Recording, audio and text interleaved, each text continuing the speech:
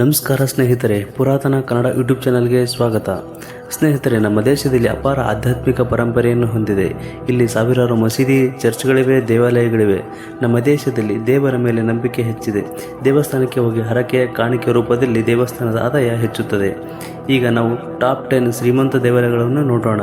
ಇದೇ ಥರದ ವಿಡಿಯೋಗಳಿಗಾಗಿ ನಮ್ಮ ಚಾನಲ್ ಸಬ್ಸ್ಕ್ರೈಬ್ ಮಾಡಿ. ಆಂಧ್ರ ಪ್ರದೇಶದ ಬಾಲಾಜಿ ದೇವಸ್ಥಾನ. ಈ ದೇವಸ್ಥಾನದಲ್ಲಿ ಲಡ್ಡುಗಳ ಮಾರಾಟದಿಂದ ಲಕ್ಷಾಂತರ ರೂಪಾಯಿ ಆದಾಯ ಬರುತ್ತದೆ.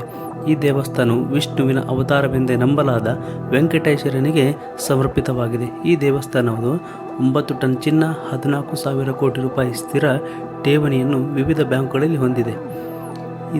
ಈ ದೇವಸ್ಥಾನದ ಗರ್ಭಗುಡಿಯಲ್ಲಿರುವ ವೆಂಕಟೇಶ್ವರನ ಮೂರ್ತಿ ಚಿನ್ನದಿಂದ ಲೇಪಿತವಾದ 8 ಅಡಿ ಎತ್ತರವಾಗಿದೆ. ಈ ದೇವಸ್ಥಾನವು ದ್ರಾವಿಡ ಶೈಲಿಯಲ್ಲಿದೆ. ಇಲ್ಲಿಗೆ ಲಕ್ಷಾಂತರ ಜನರು ಪ್ರತಿನಿತ್ಯ ಆಗಮಿಸುತ್ತಾರೆ.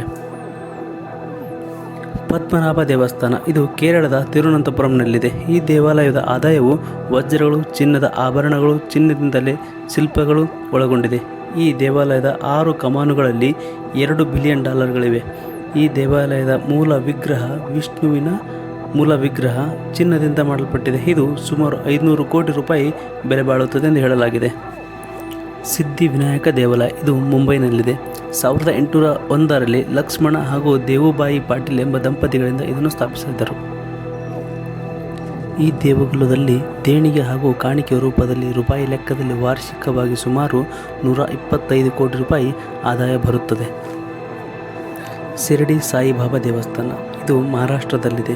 1800 ಕೋಟಿ ರೂಪಾಯಿ ದೇವಾಲಯದ ಬ್ಯಾಂಕುಗಳ ಖಾತೆಯಲ್ಲಿ ಜಮಾ ಆಗಿದೆ. 380 ಕೆಜಿ ಚಿನ್ನ, 4,428 ಕೆಜಿ ಬೆಳ್ಳಿ, ಡಾಲರ್ ಮತ್ತು ಪೌಂಡ್ಗಳ ವಿದೇಶಿ ಕರೆನ್ಸಿಗಳಲ್ಲಿ ದೊಡ್ಡ ಮೊತ್ತದ ಹಣ ಠೇವಣಿಯಾಗಿದೆ. ಈ ದೇವಸ್ಥಾನಕ್ಕೆ ಪ್ರತಿ ವರ್ಷ 350 ಕೋಟಿ ರೂಪಾಯಿ ದೇಣಿಗೆಯಾಗಿ ಆದಾಯ ಬರುತ್ತದೆಂದು ಅಂದಾಜಿಸಲಾಗಿದೆ. ಮೀನಾಕ್ಷಿ ದೇವಾಲಯ, ಮಧುರೈ. ಪ್ರತಿನಿತ್ಯ 20,000 ರಿಂದ 30,000 ಭಕ್ತರು ಆಗಮಿಸುವ ದೇವಸ್ಥಾನಗಳ ಲೆಕ್ಕದ ಪಟ್ಟಿಯಲ್ಲಿ ಈ ದೇವಸ್ಥಾನವು ಒಂದಾಗಿದೆ. ದೇವಾಲಯದ ವಾರ್ಷಿಕ ಆದಾಯ 6 ಕೋಟಿ ರೂಪಾಯಿ ಆಗಿದೆ. 33,000 ವಿಗ್ರಹಗಳು ಈ ದೇವಾಲಯಗಳಲ್ಲಿವೆ. ಮೂಲ ವಿಗ್ರಹ ಸುಂದರೇಶ ವಿಗ್ರಹವಾಗಿದೆ. ಇದು ಶಿವನಿಗೆ ಸಮರ್ಪಿತವಾದ ದೇವಾಲಯವಾಗಿದೆ. ದೇವಾಲಯದ 2 ಚಿನ್ನದ ಬಂಡಿಗಳು ಹೊಂದಿವೆ. ಇದರಿಂದ ಇದರ ಭವ್ಯತೆ ಹೆಚ್ಚಿಸಿದೆ. ಪುರಿ ಜಗನ್ನಾಥ ದೇವಾಲಯ. 100 ಕೆಜಿಗೂ ಹೆಚ್ಚು ಚಿನ್ನ ಹಾಗೂ ಬೆಳ್ಳಿ ಇದೆ ಎಂದು ಅಂದಾಜಿಸಲಾಗಿದೆ. ದೇವಸ್ಥಾನಕ್ಕೆ ಯುರೋಪಿನ ಭಕ್ತರೊಬ್ಬರು 1.72 ಕೋಟಿ ರೂಪಾಯಿ ದೇಣಿಗೆಯಾಗಿ ನೀಡಿದ್ದಾರೆ ಎಂದು ಹೇಳಲಾಗಿದೆ. 2022-23 ದೇವಸ್ಥಾನದ ಬಜೆಟ್ ಆದಾಯ ಹೆಚ್ಚುವರಿ ಎಂದು ಹೇಳಲಾಗುತ್ತದೆ. ಏಕೆಂದರೆ ದೇಗುಲದ ಆದಾಯವು 203.96 ಕೋಟಿ ವೆಚ್ಚದ ವಿರುದ್ಧ 237.58 ಕೋಟಿ ಆದಾಯವಾಗಿದೆ. ಅಂದರೆ 33.26 ಕೋಟಿ ರೂಪಾಯಿ ಹೆಚ್ಚುವರಿ ಆದಾಯ ಬಂದಿದೆ ಎಂದು 24 ಏಪ್ರಿಲ್ 2022ರಲ್ಲಿ ತಿಳಿಸಿದ್ದೆ. ಸೋಮನಾಥ ದೇವಾಲಯ.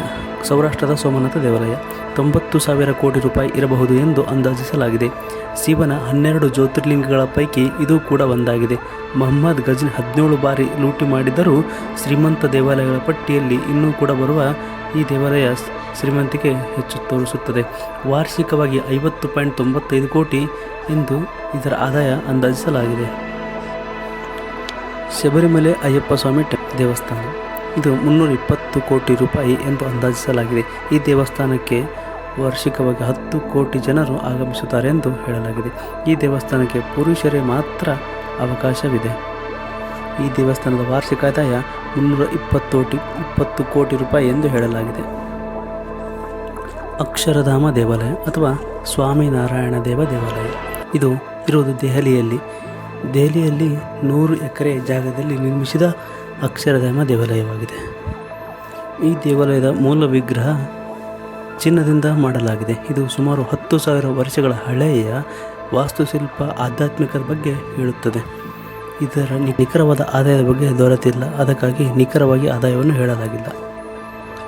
ಕಾಶಿ ವಿಶ್ವನಾಥ ದೇವಾಲಯ. ಇದು ಜ್ಯೋತಿರ್ಲಿಂಗಗಳ ಪೈಕಿ ಕಾಶಿ ವಿಶ್ವನಾಥ ದೇವಾಲಯವು ಒಂದಾಗಿದೆ. ಇದು ಪ್ರಸ್ತುತ ಹಣಕಾಸು ವರ್ಷದ 10 ತಿಂಗಳು 100 ಕೋಟಿ ರೂಪಾಯಿಗಿಂತ ಹೆಚ್ಚು ಆದಾಯವನ್ನು ಗಳಿಸಿದೆ. ಈ ದೇವಾಲಯವು ಉತ್ತರ ಪ್ರದೇಶದ ವಾರಾಣಸಿಯಲ್ಲಿ ಈ ದೇವಾಲಯ ಬರುತ್ತದೆ. ಸ್ನೇಹಿತರೆ, ಇದಾಗಿತ್ತು ಟಾಪ್ 10 ಶ್ರೀಮಂತ ದೇವಾಲಯಗಳ ತಿಳಿಸುವ ಸಣ್ಣ ಪ್ರಯತ್ನ. ಇನ್ನು ಮುಸ್ಲಿಮರು ಹಾಗೂ ಕ್ರಿಶ್ಚಿಯನ್ನರ ಧಾರ್ಮಿಕ ಕೇಂದ್ರಗಳಿಗೆ ಕಾಣಿಕೆ ರೂಪದಲ್ಲಿ ಅಪಾರ ಸಂಪತ್ತು ಬರ್ತಾ ಇದೆ. ಆದರೆ ಅದರ ಬಗ್ಗೆ ನಮಗೆ ಇಲ್ಲಿ ಮಾಹಿತಿ ದೊರೆಯುವುದಿಲ್ಲ. ದೇವಸ್ಥಾನಗಳಿಗೆ ನಮ್ಮ ರಾಜರು ಕಾಲದಿಂದಲೂ ಕಾಣಿಕೆ ಹರಕೆ ರೂಪದಲ್ಲಿ ದೇವಸ್ಥಾನಕ್ಕೆ ಅಪಾರ ಸಂಪತ್ತು ಬರುತ್ತಿತ್ತು. ಇವಾಗೂ ಬರ್ತಾನೆ ಇದೆ. ಓಕೆ ಸ್ನೇಹಿತರೆ, ಈ ವಿಡಿಯೋ ನಿಮಗೆ ಏನಿಸ್ತು ಅಂತ ಕಮೆಂಟ್ ಮಾಡಿ, ಹಾಗೆ ಸಬ್ಸ್ಕ್ರೈಬ್ ಮಾಡಿ.